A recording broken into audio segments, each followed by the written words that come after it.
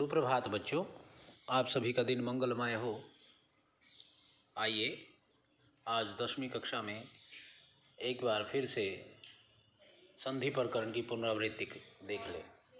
वैसे तो यह प्रकरण हम पहले भी पढ़ चुके हैं, परंतु आज जो उद्देश्य है वह केवल पुनरावृत्ति करने का है, ताकि जो हमने पहले किया था उसको रिवाइज कर सकें, दोबारा उसका अभ्यास कर सकें। आइए पढ़ते हैं।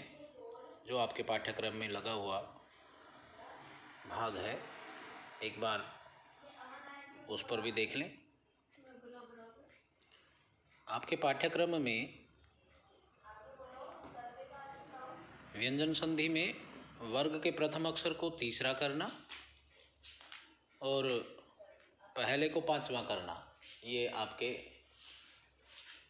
संधि प्रकरण में विषय लगे हुए हैं। और विसर्ग संधि में विसर्ग का ओ करना, विसर्ग के स्थान पर स, श और श करना। आज हम इन संधियों पर बातचीत करेंगे, परिचर्चा करेंगे। और कल के पीरियड में आपको एक टेस्ट दिया जाएगा और शाम को उस टेस्ट के आंसर की आपके पास भेज दी जाएगी। तो पहले आज हम अभ्यास करते हैं और कल के पीरियड में संधि का टेस्ट लेंगे और टेस्ट के आंसर की शाम को डालेंगे। आपने उसको चेक करना है कि अभी मुझे कितना और अभ्यास करना है, कितनी संधि अभी और मुझे आती है और कितना आगे मुझे बढ़ना है। तो आइए परिचर्चा करते हैं पुनः संधि प्रकरण में जशत्व संधि। बच्चों, जशत्व संधि वर्ग के प्रथम अक्षर को तीसरा कर लेती है। ये केवल 10वीं कक्षा के लिए ही नहीं है, जो भी चाहे 8वीं का हो चाहे 12वीं का हो, जो भी संस्कृत पढ़ता है उसको वो सभी सुने। पहले अक्षर को तीसरा कैसे होता है? देखिए, वर्ग होते हैं वर्णमाला में, क वर्ग, च वर्ग, ट वर्ग, त वर्ग और प वर्ग। 5 वर्ग हो गए। अब 5 वर्ग का जो पहला अक्षर है क, च, ट, त और प, इनको हमने तीसरा करना है। यानी क का ग हो जाएगा, त का द हो जाएगा, प का ब हो जाएगा, च का ज हो जाएगा और जो पहले अक्षर में जो भी आता है उसके तीसरा करना। इस प्रकार पहले अक्षर को तीसरा करते समय हम किन किन नियमों का ध्यान रखेंगे? देखिए, पहले को तीसरा तभी होगा जब यदि बाद में कोई स्वर हो या वर्ग का तीसरा, चौथा, पांचवा वर्ण सामने आ रहा हो, अथवा य, र, ल, व वर्ग के प्रथम वर्ण के या चतुर्थ वर्ण को उसी वर्ग का तृतीय वर्ण हो जाता है। इनमें से कोई एक होना चाहिए। वर्ग के तीसरे, चौथे, पांचवें अक्षर में से यदि सामने कोई आ रहा हो, य, र, ल, व, ह हो या कोई स्वर हो, तब हम पहले को तीसरा कर देंगे। तो आइए देखते हैं कुछ उदाहरण। वाक जमा ईश। वाक में क जो है पहला अक्षर है और आगे ई स्वर आ गया, तो क को हमने ग कर दिया और ई ग में मिल गया, तो वागीश। दिगंबरः, दिक् प्लस अंबरः, दिक् प्लस गजः, दिग्गजः। दक् प्लस ध, दग्ध या दद प्लस ध, ये चौथे को भी तीसरा करता है और पहले को भी तीसरा करता है, रिवर्स। वाक प्लस हरि, वाग हरि। वाग प्लस दानम, वाग दानम। दुख प्लस धम, दुग्धम। अज प्लस अंतः अजंतः। अब ये च को ज पहले को तीसरा हो गया। अज प्लस आदि अजादि। षट प्लस अंगानि षडंगानि। षट प्लस आननः षडाननः। षट प्लस दर्शनानि षड दर्शनानि। अब देखिए पहले च छ ज, जो पहले च को ज करना, तो च छ ज, ज तीसरा हुआ। अच प्लस अंतः अजंतः, तो च को ज हो गया। इससे पहले क को ग हो रहा है। और अब हम तीसरे नंबर पे जो षट प्लस अंगानी पढ़ रहे हैं, ट ठ ड, तीसरा ट का जो तीसरा है वो ड है। षट प्लस अंगानी षडंगानी। षट प्लस आननः षडाननः, 6 जिसके सिर है। षट प्लस दर्शनानी षड दर्शनानी, 6 दर्शन हमारे कुल 6 दर्शन है। और षट प्लस देवाः षड देवाः। इस प्रकार से ये वर्ग के जो तीसरे चौथे अक्षर सामने आ रहे हैं, तो पहले को ट ठ ड यानी ड हो रहा है, ट का ड हो रहा है। ये है जश्वत्व संधि। इसी प्रकार से त को द करना या ध को द करना। किंचित अपि, अब त को द हो गया, आगे स्वर आ गया, किंचित अपि। जगत ईश जगदीश, विसर्ग होगा तो जगदीशः। मह वधु वृद्ध प्लस ध वृद्धः। महत प्लस दानम महत दानम। जगत बंधु जगत बंधु। सिद्ध प्लस धी सिद्धि। तत् प्लस आह तदाह। तत् प्लस यथा तद्यथा। तत् प्लस अहम तदहम। इसी प्रकार इधर त को द हो रहा है, महत प्लस आश्चर्यम महद आश्चर्यम। तत् प्लस अंत अंतः तदंतः। सत् प्लस आनंदः सदानंदः। वृद्ध प्लस धी वृद्धि। उत प्लस घाटनम उद्घाटनम। सत् प्लस आचारः सदाचारः। भवेत् प्लस आर्दरम भवेदार्दरम। और यत् प्लस उक्तम यदुक्तम। पहले को तीसरा त को द, तो थ दो। अब हम प को ब करें या भ को ब करें, रिवर्स करें या पहले को तीसरा करें। रिवर्स में फोर्थ को थर्ड होता है। सुर प्लस सुप प्लस अंतः सुबंतः। लभ प्लस ध लब्ध। अप प्लस ज अब्जः प फ ब। आरभ प्लस ध, अब ये रिवर्स हो गया आरब्ध। चौथा है तो तीसरा हो रहा है, ये चरत्व है। और पहला है तो तीसरा हो रहा है। शुभ प्लस ध, ये भी चरत्व, ये रिवर्स हो रहा है। शुभ प्लस ध शुभ ध।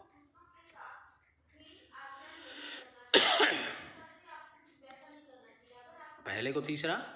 दिक् प्लस अंबर दिगंबर वाग वागीशः अजंतः षडाननः चिदानंदः जगदीशः शुभंतः दिगेयम दिगेशा अजादि सम्राडाननम जगदेतत् तदस्ति अबिति। ये हुआ पहले को तीसरा। पदांत क च ट त प से आगे यदि वर्ग का तीसरा वर्ण हो तो हम पहले को तीसरा कर देंगे। ये एग्जाम्पल भी पढ़ लीजिए। वाग्दानम दिग्गजः सम्राडागतः षड्देवा जगद्बंधु अब्जः। वागदत्ता वागजालम षड्भदिरा षड्गजाः महद्दानम।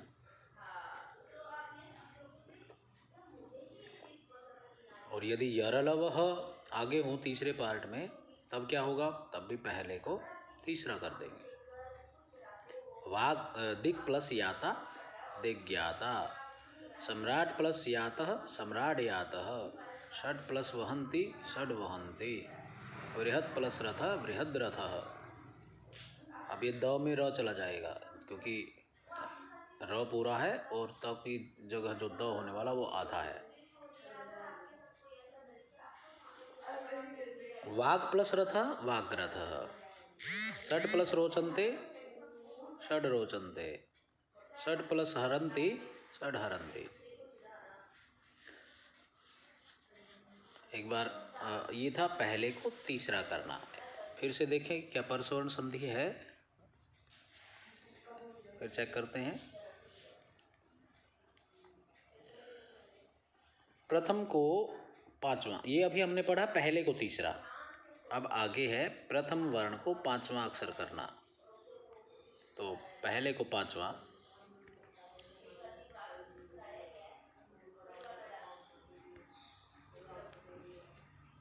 पहले को पांचवा जो है, हाँ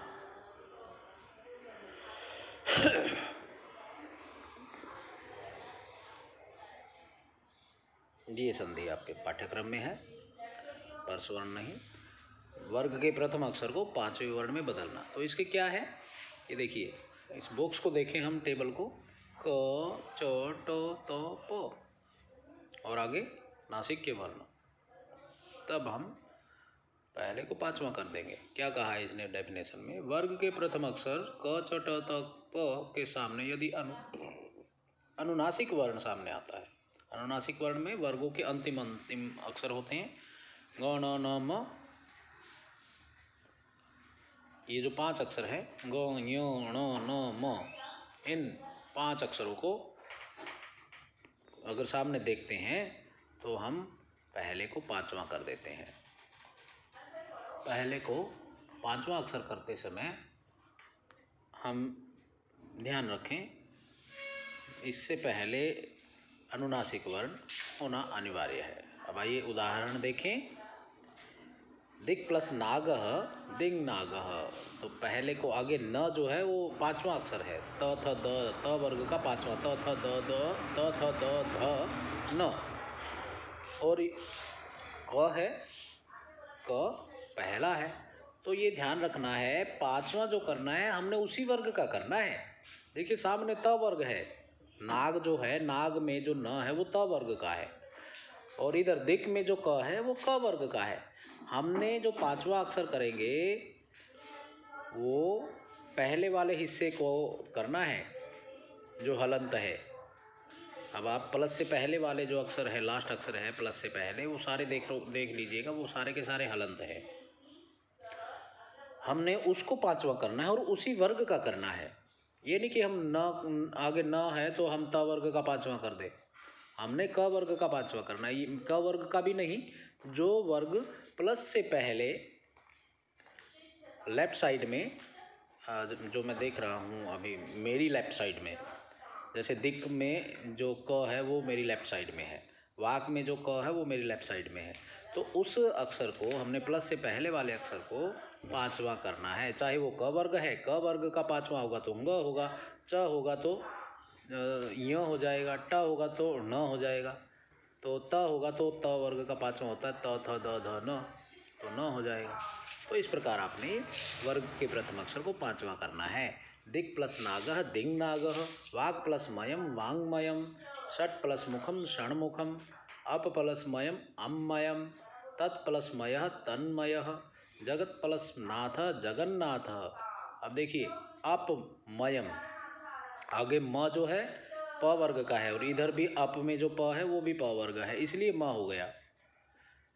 अब देखिए कोई कहे कि भाई इधर भी म था, जो ये 2 एग्जाम्पल मैं देख रहा हूँ, अप जमा मयम और तत् प्लस मय, प्लस के बाद में दोनों में शुरुआत म है। एक जगह मयम लिखा है, एक जगह मयः लिखा है, परंतु जो उत्तर आ रहे हैं एक में म आया एक में ना आया। क्यों? क्योंकि एक में त वर्ग है और एक में प वर्ग है प्लस से पहले। अप जमा मयम जब एग्जाम्पल था तो प्लस से पहले प वर्ग था, इसलिए प वर्ग का पांचवा प फ ब भ म अमयम हो गया। लेकिन जब एग्जाम्पल हमने पढ़ा तत् प्लस मयः, तो प्लस से पहले त वर्ग है, त थ द ध न, इसलिए त वर्ग का पांचवा न हो गया, तो उत्तर मिला तन्मयः। तो ये ध्यान रखना है। जगत प्लस नाथः जगन्नाथः, षट् प्लस नवति षण्णवति, तत् प्लस मतेन तन्मतेन, सत् प्लस मतिम सन्मतिम, एतत् प्लस न एतन्न, वाक् प्लस मूला वांग मूला। तो ये है वर्ग के प्रथम अक्षर को पांचवा करना। अब हम देखते हैं विसर्ग को ओ करना।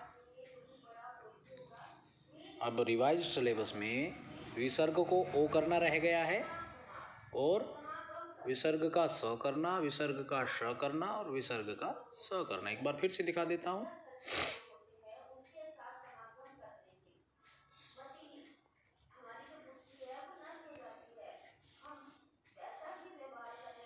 ये देखिए, पहले विसर्ग का ओ करना भी था जो अब भी है, विसर्ग का र करना भी था, विसर्ग का लोप करना भी था। अब आपके सिलेबस में विसर्ग का ओ करना, उत्तो का मतलब ओ करना, विसर्ग के स्थान पर स करना, श करना और स करना। तो काफ़ी आसान बन गया संधि का पार्ट। तो अब हम संधि विसर्ग संधि में हमने दो ही भाग करने हैं, विसर्ग को ओ करना और विसर्ग का स श करना। तो आइए देखते हैं विसर्ग का ओ करना वो कैसे करेंगे। चलिए,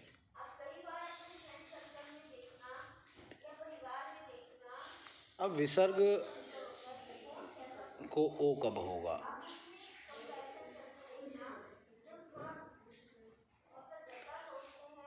इसको पहले भाग को छोड़ो, विसर्ग का दूसरा नियम देखो। ये दूसरा नियम है, स को विसर्ग हो जमा अ, एसह को विसर्ग हो फिर आगे अ आ रहा हो तो विसर्ग के स्थान पर ओ हो जाता है और ओ की जगह अवग्रह ये एस लग जाता है। ये देखिए, ये एस। एक तो ये बात, ये दूसरा नियम। पहला नियम आपके सिलेबस से हट गया, सॉरी, हाँ, ये है विसर्ग को ओ करना। तो हम यहाँ पर जो दूसरा नियम है, पहले नियम हमारे सिलेबस में नहीं है, वो हट चुका है। अब दूसरे नियम से बात शुरू करते हैं। क्या कहा? विसर्ग स और एष दो शब्द हैं संस्कृत में। स माने वह, एष माने यह, पुल्लिंग शब्द। इनमें ही विसर्ग होता है। स्त्रीलिंग में सा और एषा होता है तो उसमें तो विसर्ग होता ही नहीं, और विसर्ग को ओ करना है। तो स और एषः, सह और एषः, इन शब्दों में यदि इसके बाद प्लस के बाद इनके आगे अ आए तो हम उसको ओ कर देंगे और अ की जगह अवग्रह लगा देंगे, एस लगा देंगे। जैसे सह जमा अस्ति, सो, स को सो हो गया, यानी विसर्ग को ओ हो गया, और अस्ति के अ को एस में बदल दिया, सोस्ति। और इसकी साउंड भी हमने नहीं बोलनी होती जब हम उच्चारण करते हैं। हम सह जमा अस्ति को सो अस्ति नहीं पढ़ेंगे, इसको सोस्ति ऐसे पढ़ना है कि अ की साउंड ना आए, साइलेंट हो जाएगा अ। एषः जमा अपि, अब यहाँ पर साइलेंट नहीं है, यहाँ पर हम इसको साफ साफ बोल रहे हैं। एषः भी बोल रहे हैं, अस्ति अपि भी बोल रहे हैं। यहाँ पर अ की साउंड आएगी, लेकिन जब ये विसर्ग को ओ हो जाएगा तब हम इसको, इस साउंड को नहीं बोलेंगे, इसको साइलेंट कर देंगे। एसोपि, एसो अपि बोला तो वो अशुद्ध हो जाएगा। एषः जमा अपि, एषोपि, सह जमा अवसत, सोवसत, सह जमा अवदत, सोवदत, सह जमा अतीव, सोतीव। तो ये हुआ विसर्ग को ओ करना। अब तीसरा नियम भी आपके सिलेबस में नहीं है, ये लोप के बारे में बता रहा है।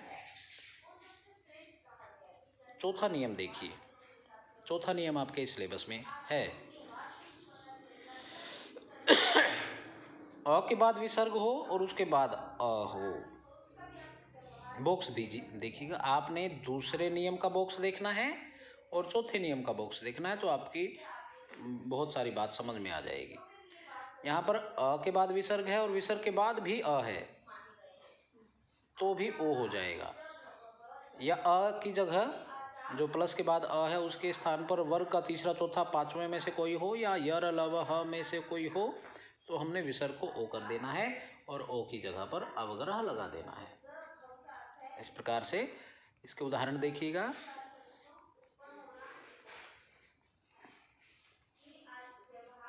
रामः जमा अगच्छत, रामो गच्छत। अब आगे स्वर आ गया, अ आ गया, और दो अ के बीच में जब भी विसर्ग आएंगे तो दो अ के बीच में जब भी विसर्ग फंस जाएगा तो बेचारा ओ में बदल जाएगा, उस विसर्ग को ओ बनना पड़ेगा। जैसे पुराने टाइम में राक्षस अपना एकदम रूप बदल देते थे ना, तो इसको भी अपना उसी तरह से रूप बदलना पड़ेगा। जब भी दो अ, इधर से भी अ आ जाए, राइट साइड से भी और लेफ्ट साइड से भी अ आ जाए और उन दोनों के बीच में विसर्ग हो तो उसको तुरंत अंतर्ध्यान होकर के ओ बनना पड़ेगा। ये है विसर्ग को ओ करना। रामः जमा अपम अयम, ये अपम नहीं है, ये अयम लिखा है, रामोयम। नरः जमा लिखति, अब मैंने एक तो ये कहा कि दो अ के बीच में विसर्ग, बॉक्स में एक और लिखा भाई यर लव ह में से कोई हो तो भी हम विसर्ग को ओ कर देंगे। नरः जमा लिखति नरो लिखति, मनः जमा गतः मनो गतः, रामः जमा गच्छति रामो गच्छति। अब ये वर्ग के अन्य अक्षर आ रहे हैं, तीसरा चौथा पांचवा और यर लवः। रामः जमा जयति रामो जयति, कृष्णः जमास्ति कृष्णोऽस्ति, मयूरः जमा नृत्यति मयूरो नृत्यति, तरुणः जमा नमति तरुणो नमति, वृद्धः जमा अत्र वृद्धोत्र। अब यहाँ पर अ की जहाँ जहाँ दो अ के बीच में विसर्ग होगा और बाद वाले अ को हमने साइलेंट करना है, ये भी ध्यान रखना आपने।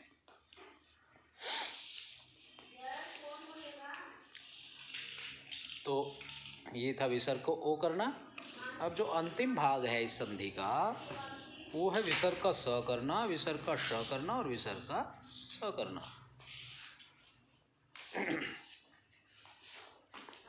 आइए अब विसर्ग का स करना और श करना देखते हैं। देखिए ये है, इसमें जो घ वाला भाग है, लास्ट के तीन देखिए, विसर्ग का स होना, विसर्ग का स होना, विसर्ग का श होना, ये जो तीन पार्ट आप देख रहे हैं, तालव्य श, दंत्य श और मूर्धन्य श। तालव्य श वो है जो दो वाला श है, जिसको शलगम से लिखा जाता है या शी, और जो दंत्य स है जो सरकार में लिखा जाता है, और विसर्ग जो ये मूर्धन्य श है इसको पेट कटा श बोलते थे बचपन में। तो आज जब हम 10th में हो गए हैं तो हमें इनको सभ्य भाषा से पुकारना चाहिए। जब बड़े हो जाते हैं ना तो बचपन में तो कुछ भी नाम रख देते हैं तो वो अच्छा भी लगता है और उसको का बुरा भी नहीं लगता। जैसे जैसे आप बड़े हो जाते हो तो आप ये उम्मीद करते हो कि मेरा जो सही नाम है, जो मेरा सर्टिफिकेट में नाम है, बर्थ सर्टिफिकेट में जो नाम दिया गया है वो उसी नाम से मुझे पुकारा जाए। क्लास वाले जो मेरे साथी हैं दूसरा नाम मेरा उच्चारण न करें। तो ठीक उसी प्रकार से अब आप तुम बड़े हो गए हो तो आपको भी ये पेट कटा श और दो वाला श या सरकार वाला श ऐसा उच्चारण नहीं करना चाहिए। अब ये स, श और श भी ये उम्मीद करते हैं कि उनको उनके सही नाम से पुकारा जाए। बचपन में तो सिखाने के लिए टीचर ने आपको ऐसा बता दिया होगा। तो मैं एक बार फिर रिपीट कर रहा हूँ। मूर्धन्य श कौन सा है? जिसको हम पेट कटा कहते थे। तालव्य श कौन सा है? जिसको हम दो वाला श बोलते थे या शीशी शलगम वाला श बोलते थे। और दंत्य जो श है, जो दांत से उच्चारित होता है, हवा दांत को पास करती हुई निकलती है, तो वो होता है जिसको हम सरकार वाला स बोलते थे। बच्चों बचपन में बुद्धि इतनी विकसित नहीं होती, तो उस कारण से आपको बता दिया था ताकि आपके याद रहे। परंतु अब आप बड़े हो गए हो और आपसे ये उम्मीद करते हैं ये तीनों अक्षर, ये तीनों वर्ण कि हमें सही नाम से पुकारा जाए। तो आपको पता लग गया होगा कि किस श को कौन सा, ये कौन सा श है, मूर्धन्य कौन सा है, तालव्य कौन सा है और दंत्य कौन सा है। आइए बात करते हैं विसर्ग का तालव्य श करना। यदि विसर्ग के बाद श हो, श च छ हो तो विसर्ग का श हो जाता है। ध्यान दीजिए, विसर्ग के बाद यदि श च छ हो तो विसर्ग का श हो जाता है। दुह जमा चरित्रम, च आ गया तो दुष्चरित्रम। निह जमा चल, निश्चल। दुह जमा शासन, दुशासन। बालह जमा शेते, बालश्येते। निह जमा छल, निश्छल। कह जमा चित, निश्चित। अब आप देख रहे हो विसर्ग के बाद श, छ और च इन तीन वर्णों के आने पर विसर्ग के स्थान पर तालव्य श हो रहा है। अब है विसर्ग का स होना। यदि विसर्ग के बाद स, क या त हो तो विसर्ग का स हो जाता है। जैसे सर्पः जमा सरति, सर्पस्सरति, ये दंत्य स हो गया। नमः जमा ते, नमस्ते। अयः जमाकारः, अयस्कारः। नमः जमा करोति, नमस्करोति। इसी प्रकार से बच्चों हम तीसरा भाग देखें। यदि विसर्ग के बाद श, क, ठ, प और फ ये आते हैं तो हम विसर्ग को विसर्ग के स्थान पर मूर्धन्य श कर देते हैं। इनके उदाहरण देख लीजिए। गुणः जमा षट, गुणाषट। नेह जमा ठुरः, निष्ठुरः। नेह जमा कपटः, निष्कपटः। अब यहाँ पर ना तो दंत्य हुआ और ना ही तालव्य हुआ, मूर्धन्य हो रहा है। निह जमा पक्षः, निष्पक्षः। रामः जमा षष्ठः, रामश्षष्ठः। निह जमा फलम, निष्फलम। दुह जमा कर्म, दुष्कर्म। दुह जमा करः, दुष्करः। तो ये था आपका विसर्ग का मूर्धन्य श करना। उम्मीद करता हूँ बच्चों आप इसकी अच्छी तरह से आज तैयारी करेंगे, पढ़ेंगे और कल फिर इसका टेस्ट लिया जाएगा। और टेस्ट में जो भी आपको नियम बताए जाए आप उन नियमों के अनुसार टेस्ट देंगे। आज तैयारी करें, इस लेक्चर को सुने। आप सबका दिन मंगलमय हो। पुनः एक बार फिर से माँ भगवती आप सभी का कल्याण करें। ओम तत्सत।